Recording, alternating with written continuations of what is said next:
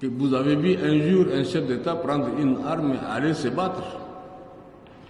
Vous croyez que je l'ai fait parce que je suis brave? Je l'ai fait parce que je suis courageux? Non. Je l'ai fait parce que j'aime ce pays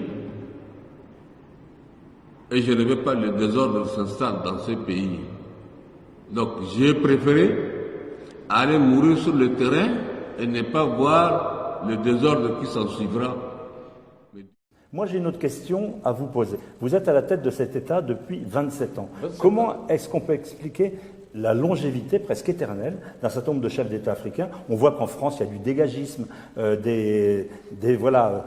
Vous êtes arrivé au pouvoir à l'âge qu'a Macron aujourd'hui. Est-ce qu'on est président à vie quand on est président du Tchad, par exemple? Peut-être qu'il y a deux choses qu'il faut que s'explique cela.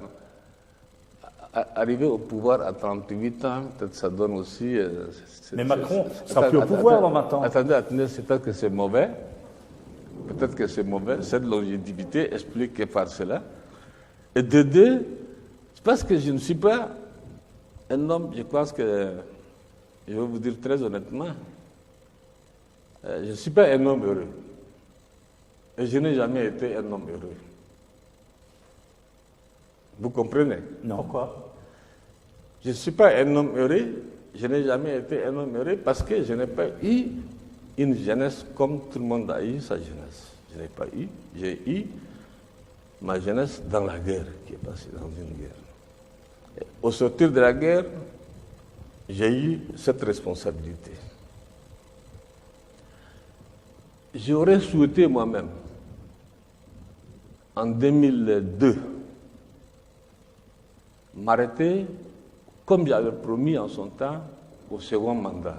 Oui. C'est-à-dire, en 2006, je devrais céder, en fait, disons. Il y a 10 ans. Au suivant. La guerre a éclaté. Le mercenaire avait attaqué, il a ici la ville. Le pays était en guerre. Vous comprenez? Mais en 2016, il Attendez, s'il vous plaît. Et comme j'ai dit dans la politique africaine, la France intervient souvent, et je le dis haut et fort, la France a intervenu, je dis bien, je n'ai pas demandé, je dis je ne le fais pas, de changer la Constitution. Pour l'histoire, je dis bien. Bongo n'est pas là. Bongo père, je dis bien. C'est à Paris. J'ai refusé. Et je n'ai pas fait la campagne. Qu'est-ce que vous voulez dire? C'est la France qui vous a poussé à continuer? C'est toujours la France qui fait, et c'est toujours la France qui critique, et c'est toujours la France qui est derrière. Mais en 2016, la France n'était pas derrière votre Écoutez-moi candidature. d'abord, s'il vous plaît. Ce que vous voulez dire, c'est que c'est Paris qui vous a poussé à continuer? Laissez-moi finir. Quand, comment ils appellent le constitutionnaliste qui est venu ici, je ne connais même pas son nom. Je ne connais même pas son nom. Moi, j'ai refusé, j'ai dit je ne change pas. Ils ont passé par leur arcade, puisque l'Afrique, pour la France, il n'y a rien de, comment on appelle, de caché. C'est entre ses mains. Passé par les uns et les autres, ils ont changé la Constitution. Ce n'est pas Déby qui a changé la Constitution. Ce que vous dites clairement, c'est que c'est Paris qui vous a forcé la main pour rester au pouvoir. J'ai dit que en tant que soldat, j'ai donné ma parole d'honneur en son temps de quitter le pouvoir en 2006. Il y a deux choses qui sont intervenues. La guerre, évidemment. La deuxième, c'est la France. Qui vous a dit de continuer. Bien sûr. Et maintenant, aujourd'hui, ce sont ceux-là même qui ont changé la Constitution qui me critiquent.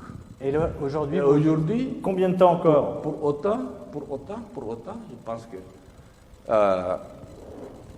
il fallait aussi voir que la guerre au Tchad s'est arrêtée en 2008, en mai 2008. Les armes sont définitivement tues en mai 2008 seulement, mai 2008.